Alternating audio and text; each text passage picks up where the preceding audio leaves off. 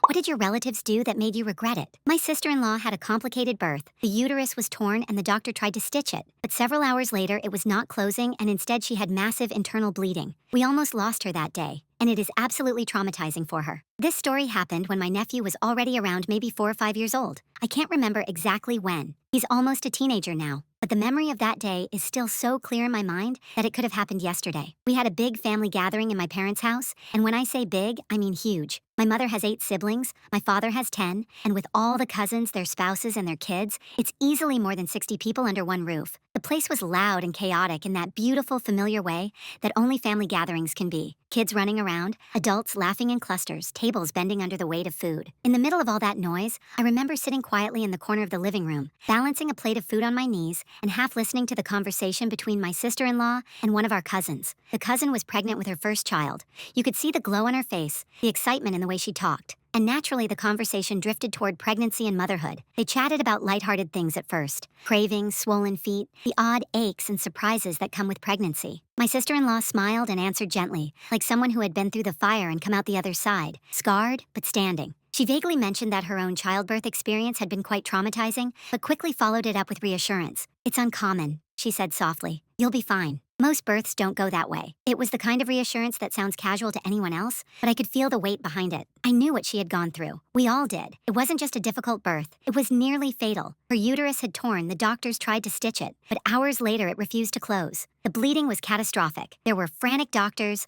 alarms, blood transfusions, and for a terrifying moment, we almost lost her. Even now, years later, I think part of her is still in that hospital room. The conversation shifted again, this time toward future plans. The cousin, still glowing and bubbling with enthusiasm, smiled and asked, "Do you plan on a second child?" "I want to have maybe 3. I love kids so much." My sister-in-law's smile stayed polite, but her answer was simple. "One is enough." She said it with a kind of calm finality and tried to divert the conversation towards something else. Baby clothes, diaper brands, anything lighter. But the cousin didn't let it go. "Aren't you sure you don't want another one?" She pressed, still smiling. "It would be good to give him a brother or sister, and another grandchild for your parents and in-laws." She chuckled and then, inexplicably, turned her attention to me. "As for you, you're like forever in school. Maybe it'll take a long time before you even get married." I blinked. I wasn't even part of this conversation. I was in my 20s, studying for my master's degree abroad. And yes, I was prioritizing my education over kids and marriage. And yet, somehow, I was now part of her little performance. Still, I didn't say anything. I just smiled faintly and kept munching on my food, trying not to roll my eyes. My sister-in-law, ever the peacemaker,